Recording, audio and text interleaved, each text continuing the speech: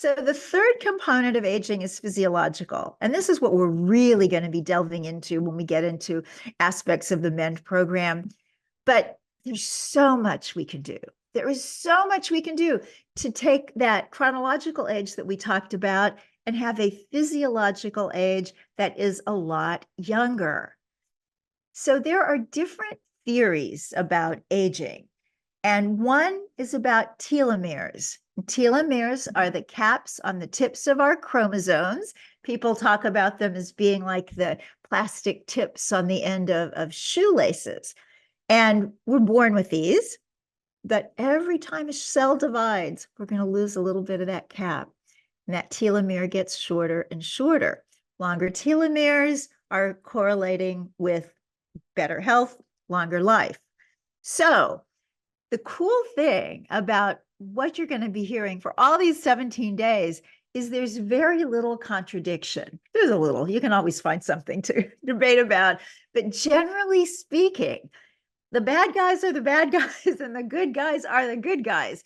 In terms of telomeres, it's meat, dairy, refined grains, the white flour, white rice, that kind of thing, most of the cereal that comes in boxes, processed sugar.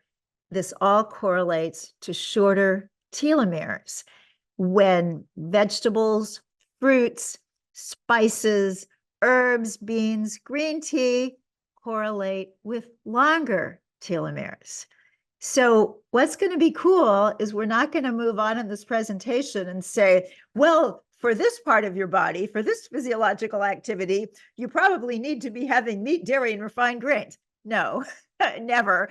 And the plant foods are always going to be the all-stars. And then aspects of healthy living, lifestyle medicine, regular meditation, exercise, avoiding tobacco, and other toxins. Now, another theory of aging is the free radical theory.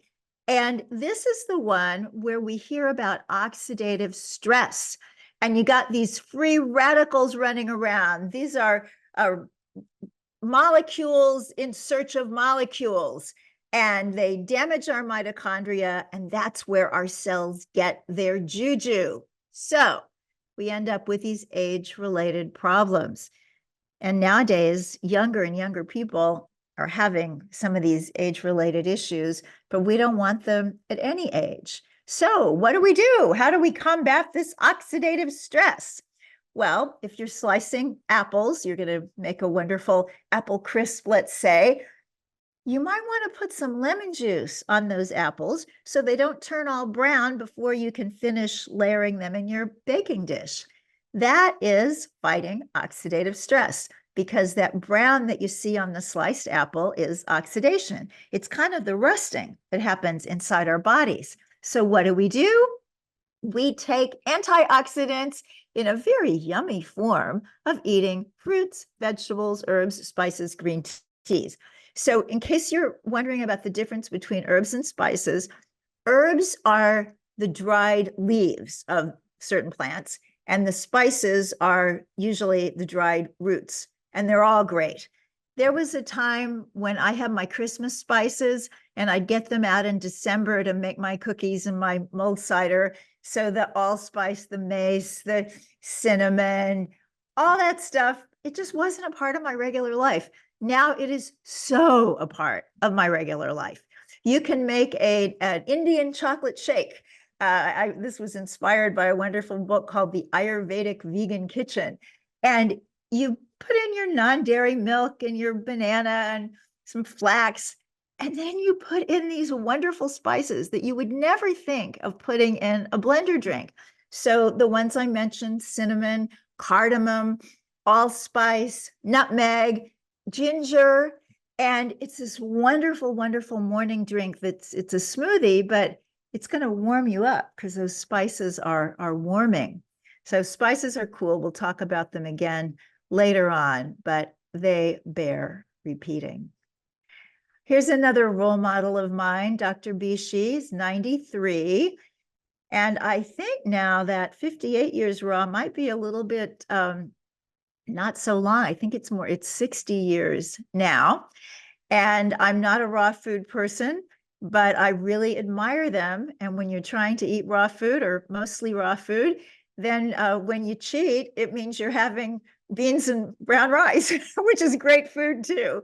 So Dr. Bish is a wonderful man.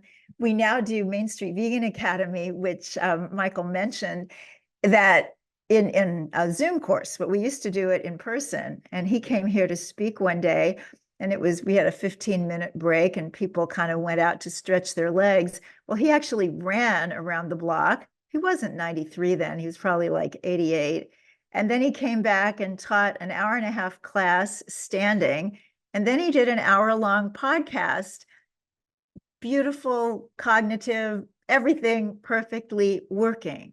And again, we all have genetics. We're not all going to be outliers in our 90s, but the idea of building this physical form from life-giving foods makes a huge, huge difference. And a friend of mine was visiting Dr. Bishi the other day and posted on social media that he is still up every morning running along the beach. Now we're going to look at attitudinal aging. And this is one that we sometimes forget, especially if we're health people and we're interested in nutrition and we're interested in exercise. We kind of forget that the more subtle stuff that you can't see is extremely important, if for no other reason that when you're in a positive mood, when you feel good about yourself, you want to take care of yourself. And it's sometimes a catch-22. I'll bet out of all these people that we have gathered here, we're 148 now, that some of you relate to the fact that there are days when you feel good about yourself and you feel good about your life and you want to get up in the morning and do your yoga and your meditation and your workout. You want to make a beautiful, wonderful breakfast. You want to pack a fabulous lunch to take to work. It's just natural. But then there are other days.